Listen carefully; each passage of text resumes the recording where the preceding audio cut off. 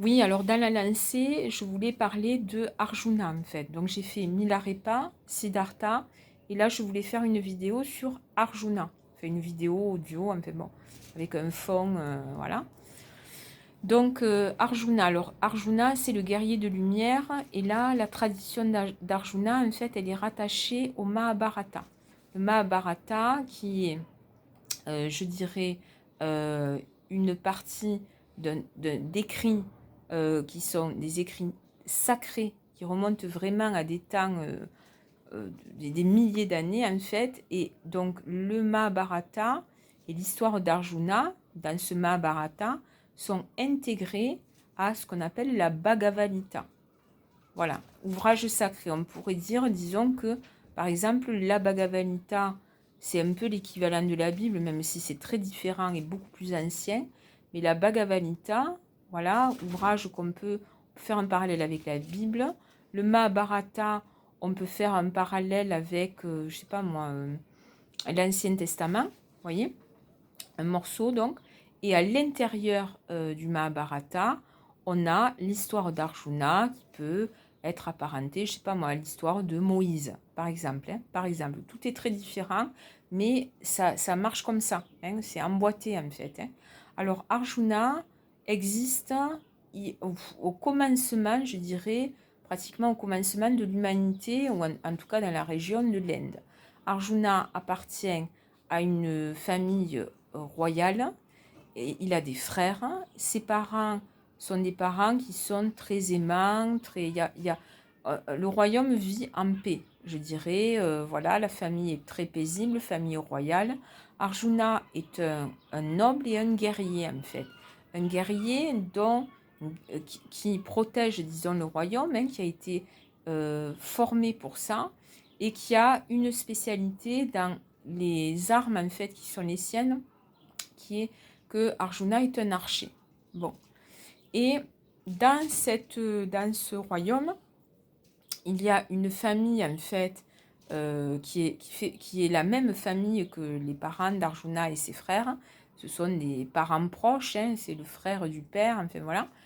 Mais eux, en fait, leur histoire est très très différente. Des fils sont venus au monde, mais qui sont tout le contraire d'Arjuna et de ses frères. Arjuna et ses frères sont très paisibles. Les cousins, donc, sont eux dans la violence, l'obscurité, la volonté de domination, enfin voilà. Et donc, ils vont aller chercher querelle, en fait, parce que leur but, à Arjuna et ses frères, à cette famille-là, parce que le but, c'est de s'approprier, en fait, le royaume et de dominer ce royaume, avec une volonté bien précise, c'est de chasser Arjuna et ses frères, et de prendre la place, en fait, et sans aucune concession. Et donc, quand les cousins, je dirais, de l'ombre arrivent pour expliquer en fait ce qu'ils souhaitent, Arjuna et ses frères vont décider, pour éviter de faire des guerres fratricides, de laisser en fait la place, parce qu'ils ne veulent pas qu'il y ait de mort. Et ses proches, donc, enfin cette même famille, cette partie-là, euh, Arjuna le sait, va mettre à feu et à sang le royaume s'ils n'obtiennent pas ce qu'ils veulent. Donc Arjuna décide de partir avec ses frères.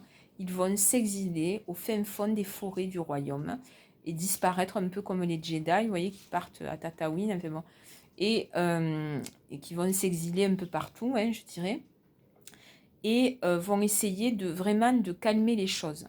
Sauf que, bon, ils sont en souffrance quand même, ils renoncent à à un royaume qui était un royaume paisible, qui vivait tranquillement, dans la paix et l'harmonie, et Arjuna le sait, les nouveaux régnants, je dirais, sont dans l'ombre en fait, donc il est question d'une dictature, de souffrance, etc.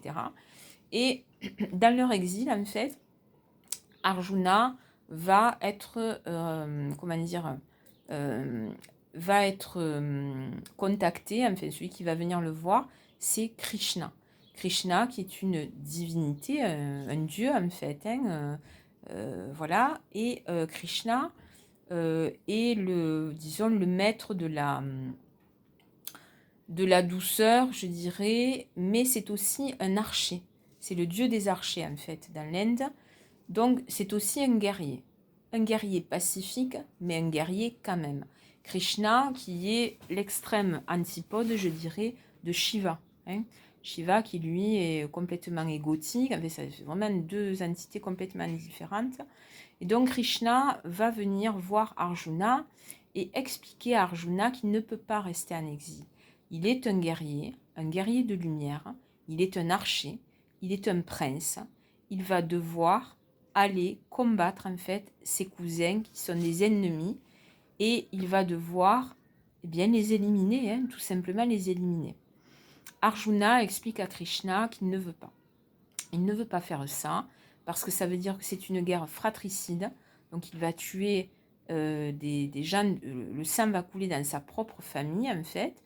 La deuxième chose qui bloque Arjuna, c'est de, comment dire, de devoir utiliser en fait la violence et de mettre à mort en fait, mais surtout utiliser la violence. Et Arjuna explique à Krishna, lui dit, je ne vois pas comment je peux faire en fait pour rester impassible en commettant cet acte-là.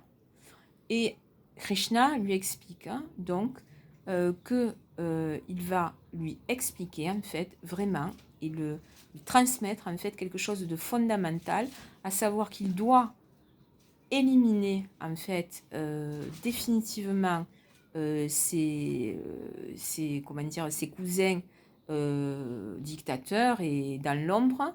Il doit le faire, c'est un impératif, mais effectivement il est absolument impératif qu'Arjuna tue, hein, vraiment, mais sans colère, sans violence, sans haine, sans qu'aucune énergie de meurtre, hein, de sombre, ne vienne le traverser. Donc Krishna va lui expliquer en fait ce que signifie un acte, disons, héroïque et altruiste, va le former et Arjuna va repartir au combat et c'est dans le silence absolu de son être intérieur, je dirais, qu'il va accomplir cet acte qui était absolument nécessaire pour rétablir en fait l'ordre et l'harmonie. Alors c'est pas une incitation à la guerre, hein, c'est pas une incitation à la violence, mais je dirais que cette histoire d'Arjuna, guerrier de lumière, eh bien c'est, comment dire, voilà, il y a parfois des choses qui sont, comment dire, qui peuvent sembler extrêmes, mais qui vont permettre en fait de rétablir l'ordre et l'harmonie. Tout le monde n'est pas dans l'ordre et l'harmonie, on est très rare à y être, moi personnellement je n'y suis pas, mais j'ai pu rencontrer cet état-là, mais disons que là, il est question de bien comprendre que en fait, toute forme de culpabilité, toute forme de... parfois, il est nécessaire d'agir, voyez. Donc l'idée n'est pas de vous inciter à la violence ou autre, hein, mais ça signifie que des fois, il faut aller au combat, c'est là qu'est la symbolique en fait, pour pouvoir, pas affirmer son ego, surtout pas, mais pour pouvoir mettre de l'ordre en fait dans les choses. Hein, voilà, hein, si on prend des exemples, eh ben, qui sont partis au combat, je sais pas, moi là, je vais prendre l'exemple de Jean Moulin, le pauvre, hein, ben lui en fait il savait très bien que s'engager dans la résistance et prendre les armes était une nécessité absolue. Ainsi des hommes comme Jean Moulin n'avaient pas agi, bon, voilà, hein, on est foutu, quoi. Hein. Donc, même au-delà de la guerre, hein, que ça soit de ces guerres où vraiment, là, il est question de tuer, quoi. Mais quand il est question de rétablir une vérité, un équilibre, une justice, eh bien, effectivement, voilà, il faut le faire. Sauf que la très grande difficulté, eh bien, c'est de rester paisible. Voilà. Et c'est ce que la spiritualité, normalement, nous enseigne, à savoir franchir des caps, hein, des cols, des passages en fait, pour monter en fait et devenir adulte, mais le faire sans haine et sans violence.